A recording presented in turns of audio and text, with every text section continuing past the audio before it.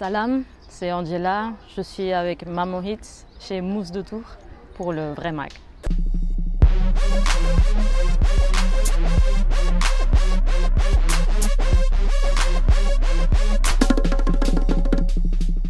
Alors moi, je suis espagnole, plus précisément andalouse, basée à Dakar depuis 4 ans et demi.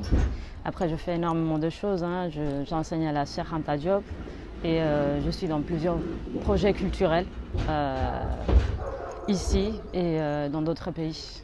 Alors mon premier geste du matin, c'est en général, je pense déjà à ma sieste de plus tard. Parce que en général, je dors pas beaucoup, je fais énormément de choses depuis le matin jusqu'au soir. Donc la première chose à laquelle je pense, c'est comment je vais organiser ma journée. J'ai aussi mon fils de 6 ans et demi qui habite ici avec moi à Dakar. Donc le matin, franchement, c'est beaucoup de routine. C'est penser comment est-ce qu'on va faire pour sortir, s'organiser et après, plus tard, rencontrer des gens, répondre à des emails, revoir les projets qu'on a en cours. Donc assez chaotique en réalité. Ce serait un peu, je ne vais pas dire difficile, mais ce ne serait pas tout simple de parler de mon parcours artistique ou des projets qu'on a montés parce que ça fait plus de 15 ans que je travaille avec des artistes. Mais je pense que j'ai beaucoup travaillé non seulement dans l'événementiel mais avec des musiciens. J'ai accompagné des musiciens notamment africains et de la diaspora en tant que manageuse, chargée de communication, voilà, toutes les négociations, etc. Et aussi beaucoup dans les arts visuels.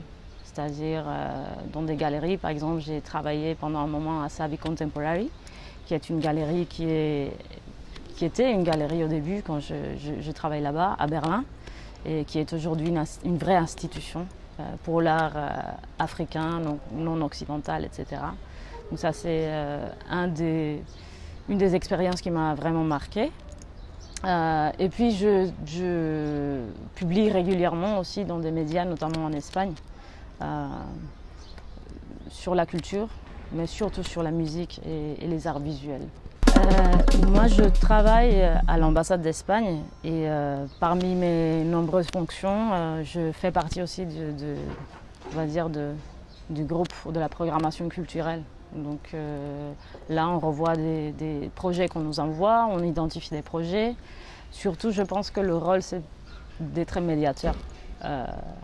Parce qu'un manager culturel, finalement, ce que tu fais, c'est être médiateur entre le public, les artistes, les lieux qui accueillent, les fournisseurs, les techniciens, etc. Donc c'est ce que je fais à l'ambassade, un peu. Là, pendant la biennale, j'ai organisé une exposition.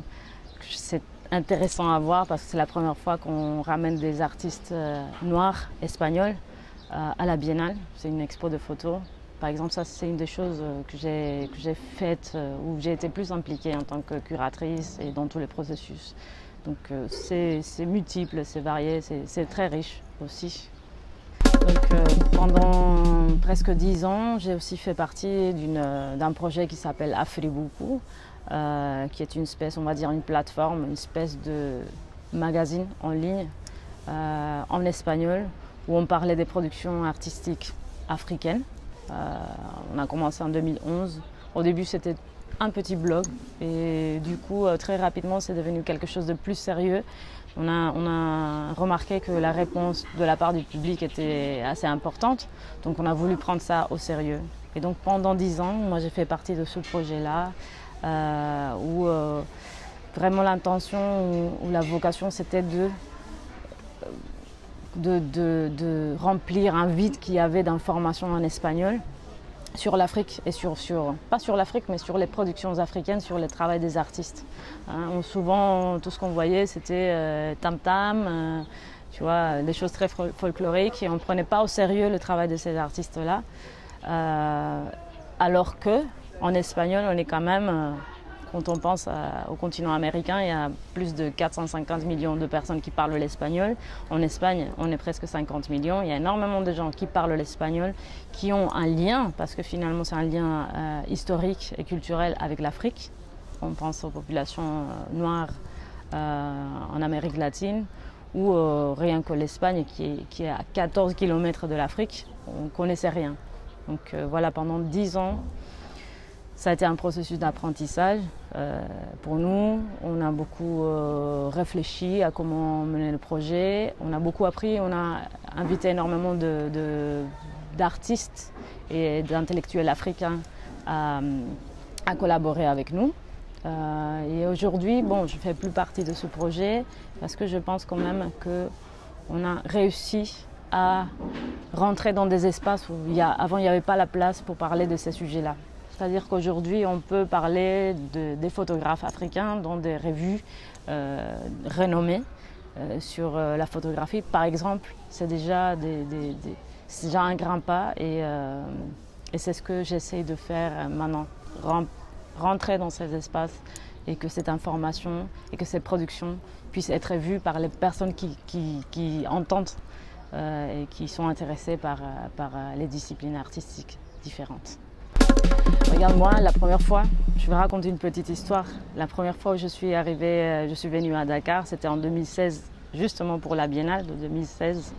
Et j'ai été très surprise par la ville, par les gens, mais surprise positivement en fait, parce que j'ai trouvé que c'était un endroit très ouvert, où les gens en réalité s'en foutent de qui tu es, si tu es blanc, noir, vert, et que les gens surtout dans la rue, ils ont beaucoup de, on va dire, élégance.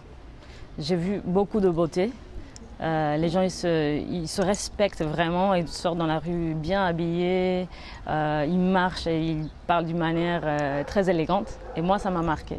Je pense que ça, c'est une spécialité sénégalaise, si on peut appeler ça spécialité. C'est une des raisons pour lesquelles je suis venue à Dakar. Alors la Biennale 2022, c'est ma troisième biennale, la troisième biennale de Dakar que je fais. J'ai été très surprise par la première. Et je pense que la Biennale de 2022, c'est une espèce de continuation dans le sens où tu vas retrouver plein de gens de tous les coins du monde qui sont venus juste pour vivre ce moment. Donc énormément d'artistes de toutes les disciplines, pas que les arts visuels. Et c'est quelque chose que j'espère qu'il va continuer parce que ça fait vivre et vibrer Dakar et on part de Dakar ailleurs dans le monde. Pas seulement en Afrique, pas seulement en Europe, mais un peu partout. Je pense que cette biennale, c'est une espèce de continuation et j'espère que ça va continuer de grandir. Alors l'exposition qu'on est en train de montrer, ça se passe à l'Instituto Cervantes, qui est Instituto Cervantes. Alors on va dire c'est le centre culturel espagnol tout nouveau, parce qu'il y avait une aula Cervantes et maintenant, depuis quelques mois, on a ouvert un grand espace qui a beaucoup de potentiel. Donc c'est là qu'on a voulu montrer un peu une représentation des artistes noirs, concrètement des photographes, d'une nouvelle génération de photographes espagnols, noirs, qui parlent d'eux-mêmes, qui parlent de leur identité en tant que personnes noires en Espagne, parmi d'autres choses. Et donc ils sont 7 artistes. C'est Agnès Esonti, je vais leur dire leur nom, c'est Agnès Esonti, Rubén Bermúdez, Sol Belamele, Heidi Ramírez, Megan Mercury, Sergio Cobé et Dilaila Romeo. Ils viennent tous des horizons très différents, des origines très différentes aussi. Il y en a qui sont espagnols de plusieurs générations, mais il y en a qui ont des origines au Cameroun, en Guinée équatoriale, la République dominicaine. Et le travail, on a essayé de faire un travail, de montrer leur travail du point de vue du corps. Donc c'est la représentation, l'auto-représentation à travers le corps et aussi des textes. Je les ai invités à produire des textes ou à commissionner des textes à des personnes noires aussi qui sont basées en Espagne ou qui sont espagnoles. Donc voilà, l'idée c'était vraiment de faire une carte de présentation de cette nouvelle génération ou du moins des noms les plus marquants, les plus puissants de cette génération de photographes espagnols. Alors quand je parle ou quand nous parlons de notre parcours en tant que manager culturel, souvent on va toujours faire highlight sur les choses les plus, on va dire, les plus chic. C'est normal de faire mention quand on a travaillé dans une institution reconnue, on a travaillé avec tel ou tel artiste. Mais moi j'aime bien raconter que dans mon parcours, moi aussi j'ai été serveuse. J'ai travaillé dans des magasins, j'ai travaillé en tant que réceptionniste, dans des call centers. Il y a même un chapitre peu connu de ma vie où j'ai travaillé comme support informatique pendant plus de 3 ans. Et toutes ces expériences-là, au fait, m'ont beaucoup et me servent toujours beaucoup dans mon travail de tous les jours. C'est-à-dire que quand il faut monter un événement, par exemple, et qu'il faut parler avec les fournisseurs, ou qu'il faut faire face au public et travailler avec le public, tout ce que j'ai appris pendant autant d'années me sert toujours. Et je trouve que c'est dommage, que c'est peut-être une erreur que quelque part on cache ce genre d'expérience, surtout dans le monde de la culture. Je pense que c'est même un peu incohérent parce que quand on pense à l'art, ça devrait être vraiment un univers de liberté où on peut se débarrasser de toutes ces conventions sociales, de tout ce qui est hiérarchie. C'est un espace de liberté où on pourrait parler de tout et qu'on devrait peut-être être moins dans les poseurs, tu vois. On devrait justement parler de ce qui est du peuple, parce que finalement c'est de ces métiers-là qui font partie de notre monde. Tous les techniciens, tous les fournisseurs, tous les petits travailleurs travaillent avec nous et ces expériences-là sont très valables pour moi. Donc mon parcours, il est nourri vraiment de tout cela et voilà, j'aime le mettre en avant en fait.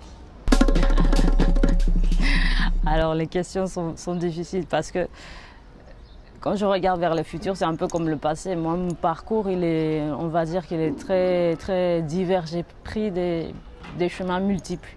Donc, j'ai travaillé dans l'éducation, comme ici, où je donne des cours à la Cheikh Anta Diop, où je donnais des cours à l'université de Lomé au Togo, à La Réunion, etc. Mais aussi, j'ai travaillé comme je le disais tout à l'heure, en tant que pigiste, où on va dire je publie, mais aussi dans les arts. Tout ce qui est le monde culturel, manageuse culturelle, etc. Donc quand je regarde derrière et que je vois tous les chemins que j'ai pris, je me dis que le futur sera peut-être aussi multiple que le passé.